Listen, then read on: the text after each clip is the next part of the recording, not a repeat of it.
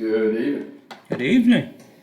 This evening we are taking a look at a particular subject, but in the frame of the light of a broader goal, which is to see the designer of the world. And so when we talk about the designer of the world, of course, we're talking about God, and there's a lot of areas that we could look at to see his design, to find him, as it were, as he's presented himself through his creation. And so we're going to do that at least sometimes in the future. It's not quite a series, but just kind of as it comes up. And hopefully we'll take a look at different topics. We'll take a look at space, how that shows God and his creation. We'll take a look at the human body, how that shows God and his creative ability. But tonight we're taking a look at a different area. And it's an area that we probably don't spend a lot of time on, especially in connection with the Bible. And yet there is a Bible connection, which is why we bring it up tonight. And so we're going to look at the area of design dealing with plants. Now, that sounds kind of strange, and also might sound kind of boring, and it might be, but it is also something that ties directly into what we find really throughout Scripture. And we'll see a few places where we can find this in particular. So we'll go ahead and start with a couple of verses to tie in this idea. The first one being from Psalm 104, starting verse 16. And then we'll come back to the text that was just read for us right after that. But in Psalm 104, verse 16, 17, then we'll skip down to verse 24. It says this about God in connection with the plants that he's made. It says that the trees of the Lord are well watered, the cedars of Lebanon that he planted, and the birds that make their nests, and the stork has its home in the junipers. And how many are your works, this is verse 24, how many are your works, Lord? In wisdom you have made them all. And so we look at God in his creation, and we see that he has created, among other things, certain trees. He's created the cedars of Lebanon, he's created the junipers, which, by the way, if you're contrasting those two, junipers, at least in that region, are not all that impressive of trees. And then cedars of Lebanon, on the other side of that, if you're familiar with the imagery of the Old Testament, you know that they're always shown as being a sign of power, a sign of a lot of things, but because they grow to a massive size in that area. So there's that contrast, but what's being brought out is that among these works, what can you see?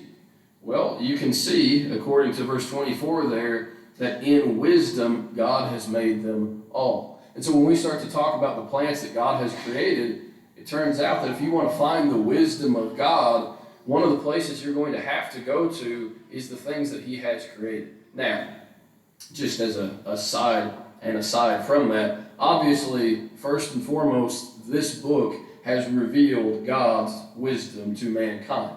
And so we're not discounting that by any means. But what we're saying is that God has chosen to reveal himself not just through this book, but for millennia. He revealed himself not through this book to the Gentiles, right? How did he do that?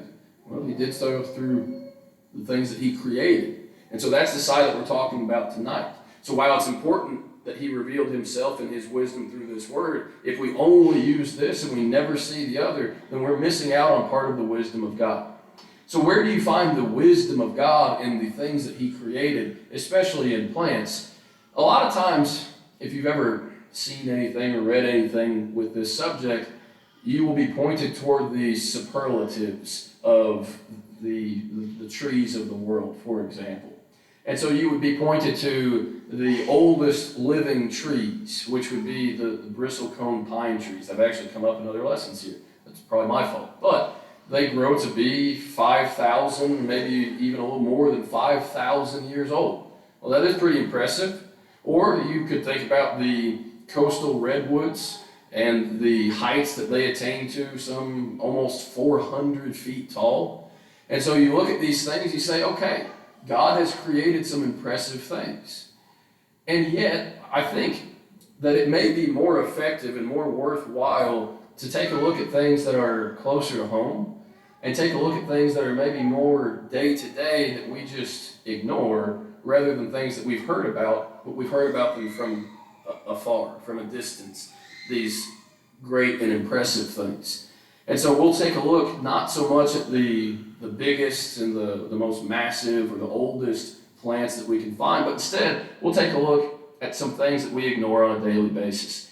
So the other side of this, and in this lesson we'll try to kind of defend this concept of looking for the designer in his designs that he's made. I'm pretty sure that you cannot know the designer fully unless you know at least some percentage of what he has designed. It would be kind of like saying that you could know the originator of a certain vehicle, the designer of a vehicle, and yet you don't pay attention to that design at all. And you say, oh, well, I've read a biography about their life. Well, that's great. But you never noticed what they were able to make. You never paid attention to what they were able to create. And so we can say the same thing here. So we go back then to Solomon in 1 Kings chapter 4. It says of Solomon, specifically of his wisdom, that he spoke of trees, which means he had knowledge about, wisdom about trees, from the cedar of Lebanon even to the hyssop that springs out of the wall. And so, again, we get this contrast. He knew everything from the largest of trees down to the weeds growing between the sidewalk cracks. He knew everything in between those two. And he also spoke of animals. He spoke of birds. He spoke of creeping things and fish. So that could be another lesson where we just take a look at animals. But from that, it says, and men of all nations, from all the kings of the earth who had heard of his wisdom, came to hear the wisdom of Solomon. And so Solomon is portrayed as being the wisest man on earth.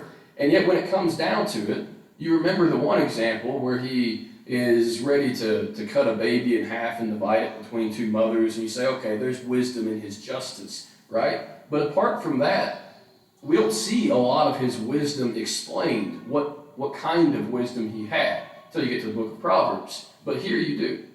And so why is it that it shows wisdom for Solomon to have knowledge about trees and about plants? Well, because of what we've already said. Because God in his wisdom created those things. And so knowing about trees in this case is an extension of knowing about God through his design and knowing about his creation.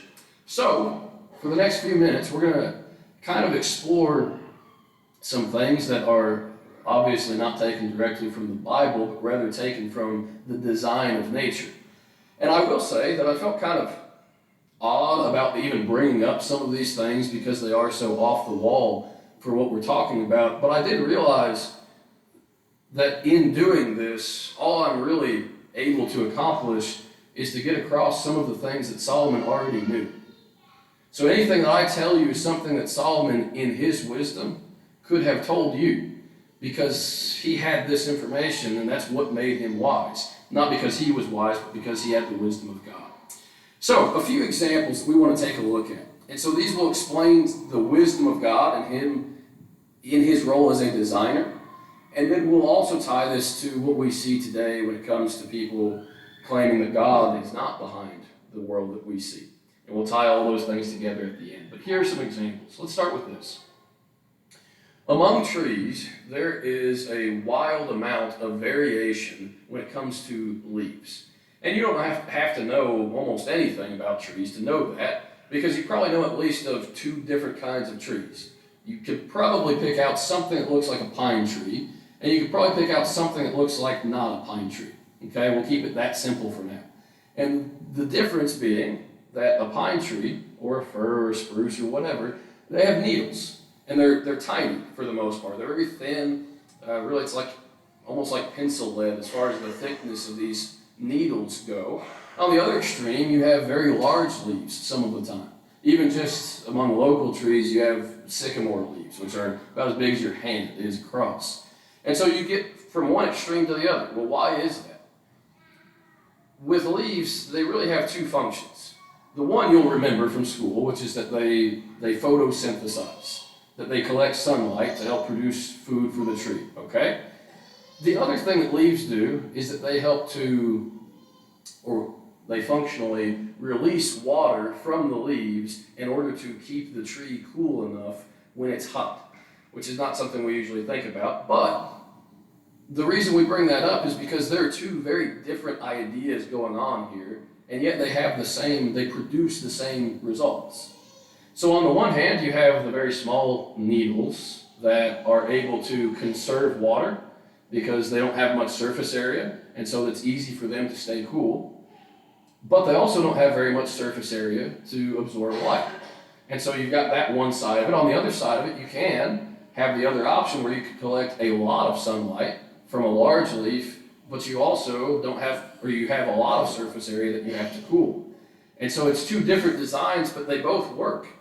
And so you look at the spectrum from one end to the other and you say, well, why are all those different leaves shaped like that? And there's not a great explanation for that from science, but if there is a designer, then it makes perfect sense that we would see multiple ways of achieving the same goal.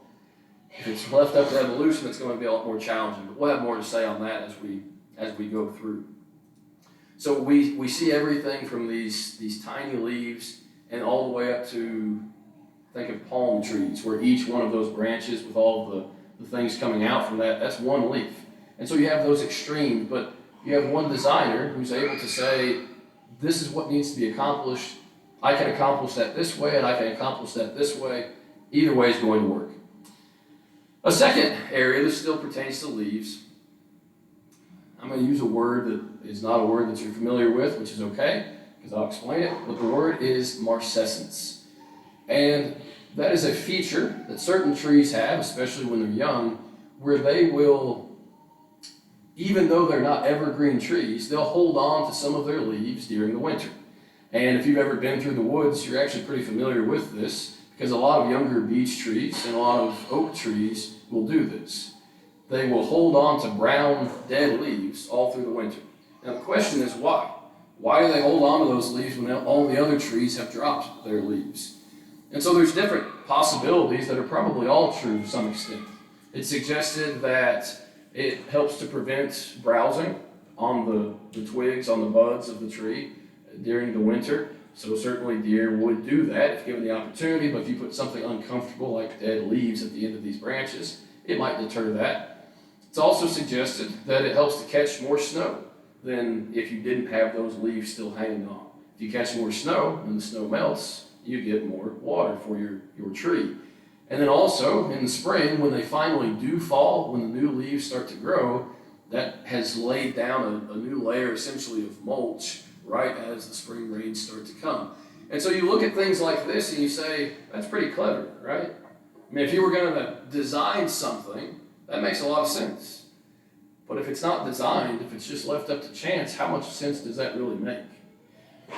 Another area we can take a look at is bark. And I won't talk about all bark of all trees because we have limited time and your mind has very limited capacity for what it finds interesting, and I've probably already surpassed that. So we'll keep it as short as possible. But when we're talking about bark, I'll talk about one tree, or one category of tree, which are birch trees.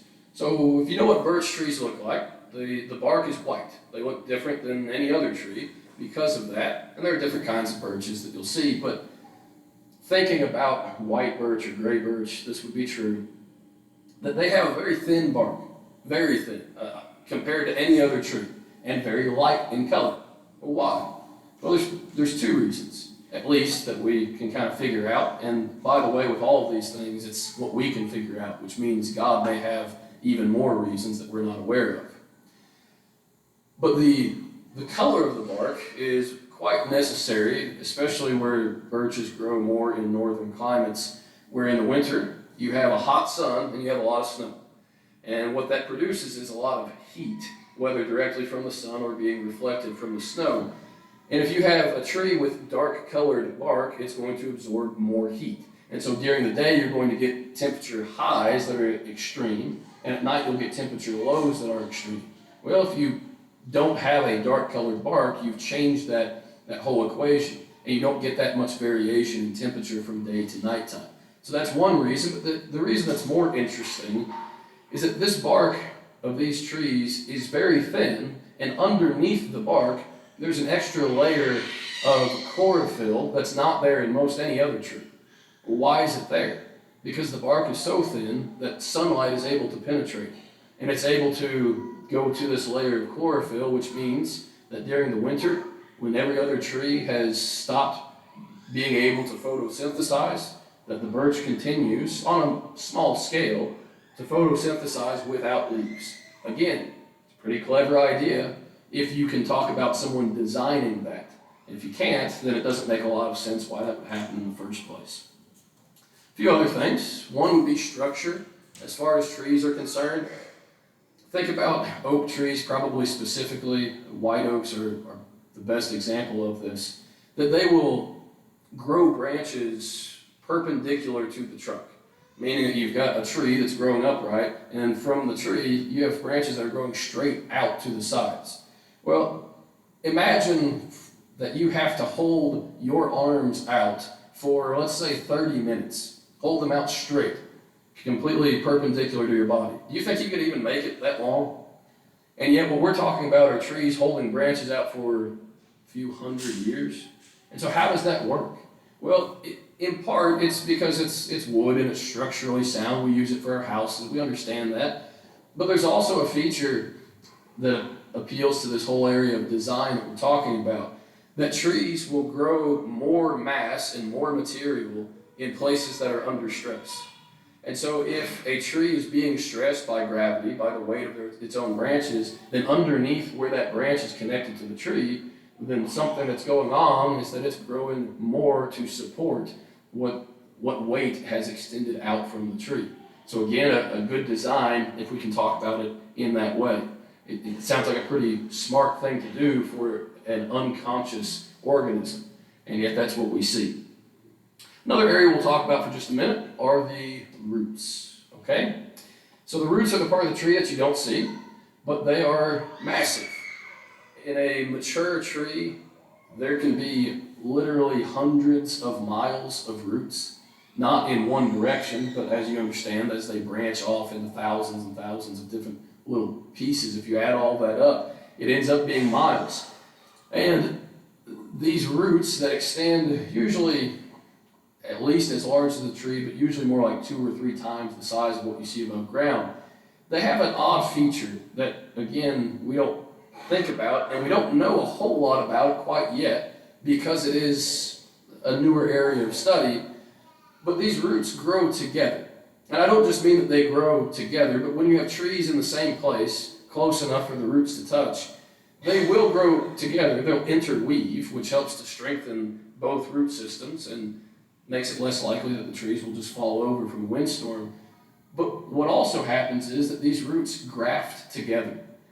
And so they will start to share different things. They'll start to share water. They'll start to share nutrients between the roots.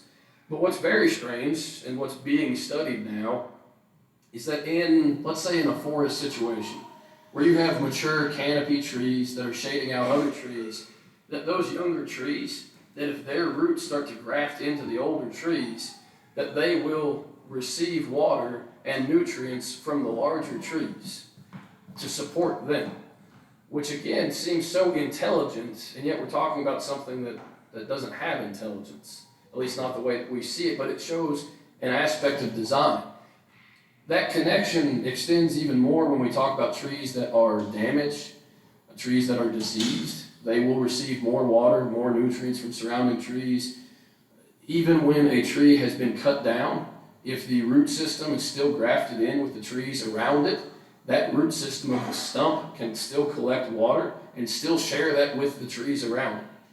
A very odd thing for us to consider, but that does happen. Okay, one more area and we'll be done with examples. The other area is that of seeds. On the one side, we can just talk about the sheer number of seeds that are produced. If you talk about, we'll use an oak tree again as an example. An oak tree over the course of, let's say, 300 or 400 years of its lifespan will produce somewhere in the neighborhood of 3 million acorns, which just seems kind of absurd. But you think then about how much wildlife has been fed during those years by that. You think about just the providence of God in taking care of his creation. And you look to these examples of trees and you say, well, that works pretty well. And it does work pretty well, and it's worked well for thousands of years. I'll skip over that for your sake, but The one other area of seeds that we'll talk about is kind of like the variety of leaves. There's a variety of seeds of trees and a variety of ways that they are dispersed, ways that they get moved and planted. And so you look at the differences there, and you're probably familiar with some of these from your childhood. There are seeds, like of maple trees in particular, that are kind of like helicopters. And when the wind is just right, especially, they can be carried for half a mile or more as they almost float through the air. Well, that's, again, a pretty clever, you hate to use the word design if you're not trying to make that argument, but it sure sounds like that. Or another extreme example is that of the coconut palm tree. The shells of these large seeds, which is what coconuts are able to float. And they can float for hundreds or thousands of miles and end up on a remote island and essentially plant themselves there and grow. That's pretty clever as well, and very, very different from the idea of a tiny helicopter floating through the air. There are some seeds that you're familiar with of different plants that once you walk through a patch of tall grass, they velcro themselves to your pants and your socks for the next few days until you can get them all out. Well, that's a completely different design, and yet that works too in order to spread these things. There's some that rely on being encased in something that's tasty enough for animals to eat and then to be dispersed by those animals. And that works with berries and other fruits pretty well. There's some that attach the seeds to essentially cotton balls, and they float through the air. And they have that same effect. Milkweed does that. Cottonwood does that. So there are a lot of examples of a variety of things that you might expect to see if you had a designer who was creative and had a lot of ways of solving a problem, but you wouldn't necessarily expect otherwise. In fact, this particular area of seeds, it kind of reminds me, I don't know if you ever had to do this, but in school, I think it's pretty common, and we had to drop an egg off of the bleachers of the football field. But you don't just drop the egg, you are given a certain set of things to try to make some contraption to prevent your egg from breaking. This is almost that. It sounds like you've given a class of middle schoolers this project of how can you disperse seeds. And every one of them has a different idea that they come up with in order to do that. And yet just talking about it in that way makes it so obvious that there is wisdom in the ways that these were designed to work. And that's what we're trying to appeal to here, that there is wisdom being shown in every little area that we've talked about. And of course, 1,000 other areas that we haven't talked about. Let's start into a few ways that we can apply this more directly. And the first way is this, and this I think is maybe one of the more important points that we can make, not just as examples of what we see in the world of plants, but as it pertains to us and how our lives have changed. If you go back 100 years, how much more time do you think that your grandparents, your great-grandparents spent outside than you do? How much more time did they spend in nature than you do? And how many of your great-grandparents could probably name trees at least by the dozens of different species? And why is that? Well, because they were a little bit more connected to the wisdom of Solomon or the wisdom of God in his design. But today we live more than ever indoors and looking at a screen. But here's the problem with that. God is not inside these walls. His design is not in here. And his design is not in the screens that we're looking at. And so, not that this is the only correlation or connection here, but do you think there's any chance that the reason that we see so much atheism in the world today, the reason that we see so many people that have nothing to do with God, at least in part, is because we've removed ourselves from his design? Because we've put ourselves in these little boxes and we've forgotten about. We've intentionally ignored the works of the designer. The more that happens, the more disbelief we would sort of expect to see. We're disconnecting ourselves from the wisdom of God. And again, as Christians, we have the wisdom of God here too, but if this is our only source and we never go to the other sources that he's given, then we're only getting part of the story. I will say with this whole idea of looking at the designer and looking for him in any given area, there's more than we could ever know just about one category, just about plants that God has created.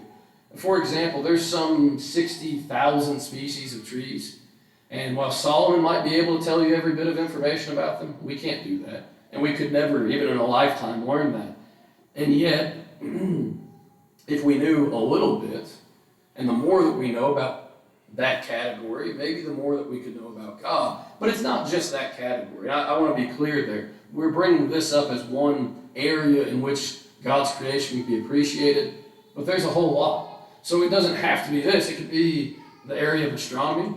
It could be that you have an interest in weather. It could be that you have an interest in mountains or caves or birds or physics or butterflies or brain chemistry or gardening or sports science, or it doesn't really matter so long as it's an area in which God's design can be seen. And if God's design can be seen there, don't forget about his design in that. We can get into certain areas of interest and forget that God was ever there. And it really is a shame, because all of us start out as these tiny little scientifically interested minds. They're called toddlers. And they want to know everything about everything. They want to know how it works. They're curious. They're interested in dinosaurs. They're interested in why things are the way they are. And then we kind of abandon that and we forget about that.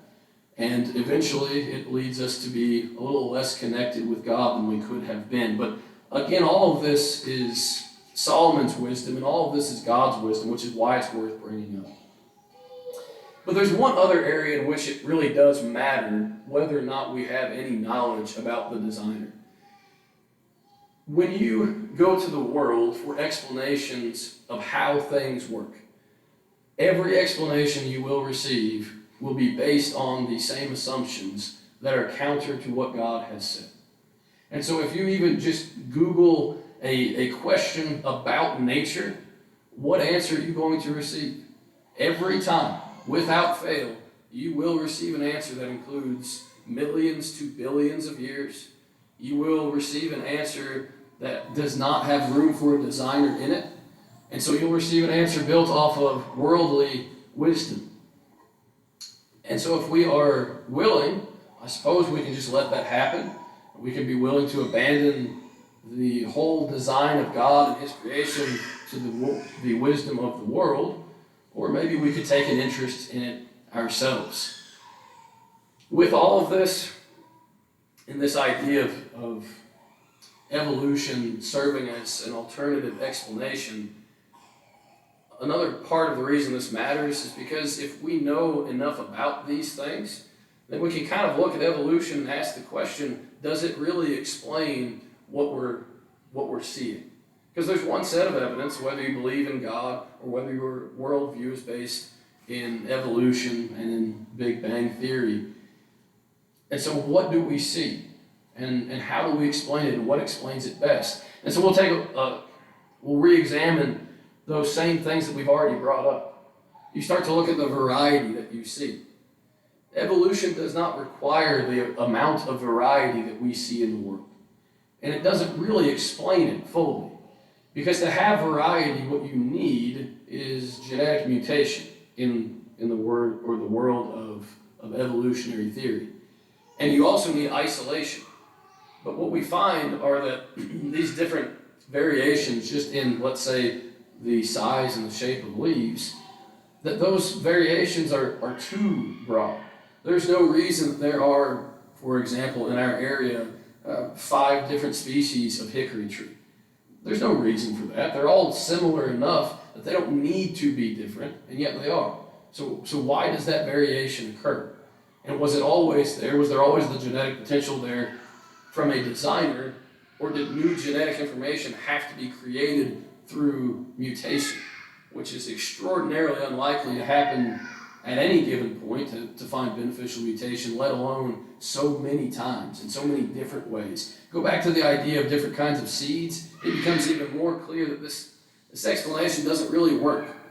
Why would survival of the fittest end up with a multitude of ways of spreading seed. A designer you could make sense of because they have the intellect and the willingness to put variety in among their creation. But when it comes to the basic fundamental principles of evolution, it doesn't make a lot of sense. One seed, one way of dispersing seed, or at least just a couple, should be sufficient. And evolution shouldn't require that there be any new methods of making seed dispersal happen, and yet we find enough examples and enough variety that we have to ask the question, how likely is that to happen? And the answer is not particularly likely. And so we'll skip over that too, and we'll just kind of close with this to say that the bottom line is that when we look at God's creation, recognizing that we actually have to look at His creation, which most of us don't. Most of us look at the inside of our homes, the inside of our workplace, the inside of our car, and then whatever screen we can find to put in front of us. But when we instead look at His creation, and we learn things about it, and that could be whether we're in nature or whether we're learning about it, what we find are elements of design that are too obvious to miss. Or as Romans 1:20 puts it, that we were without excuse because we've seen His invisible attributes. But when we close our eyes to them, of course, we don't even see them. But we see these elements of design. We see things that, even just looking at them, the way that they are so specialized, it kind of conjures up in our mind words like design, like cleverness, intelligence, all these things that make it obvious that somebody, some creative mind had a role in these things. And with all of these, it's also just as obvious that there's not a better explanation than God when it comes to design. So God from the beginning designed this world, and He designed it for humans to live in. Not only that, when He designed the perfect place for humans to live, He happened to plant in it every tree that was good for food and was pleasant to the sight. That might be a little hint to us as to where we can find His wisdom and His creative ability. But He can be clearly seen through His creation. But He can only be seen if we're willing to look. One last analogy that this kind of made me think through. It would be kind of like going to an art museum. You can use the Louvre as the world's most famous example. And going to that museum and putting on sunglasses before you step in the door. You say, well, why would you do that? This has the most expensive, the most famous pieces of art in the world. These pieces that show such obvious design in each of them, such talent in each piece. If you put on sunglasses, you're not going to get the full effect, right? Except that's what we do. And that's not what we do alone. It's what the world does, even more so. But the more that we turn our eyes away from, and the more that we close our eyes to the things that God has designed, whether that be in nature through plants, whether that be in the human body, whether that be in the world outside of this world, in space that we'll take a look at sometime, if we close our eyes to those things, we'll still get the wisdom of God from one source, but we'll never get all of the wisdom of God as exemplified through the wisest man to ever live in Solomon. But just as much as it's important to see the designer, as we've talked about tonight, that's not the end of the story for us. We have to see the designer. We have to recognize and know that there is a designer, but once that's happened, then what? Well, that designer has done a lot of other things too. That designer didn't just create the world. That designer convicted the world of sin through the law. And that designer sent His Son to save the world from sin. If we recognize the designer, we also have to recognize the Savior. Tonight, we have an opportunity not just to see the designer, but also to respond to Him. This evening, if you need to respond to God by becoming a child of His, you have an opportunity. Tonight, if you need to respond instead in some other way, whether that be private or public, we ask that now you would respond to God's invitation. If you need to, come as we stand, as we sing.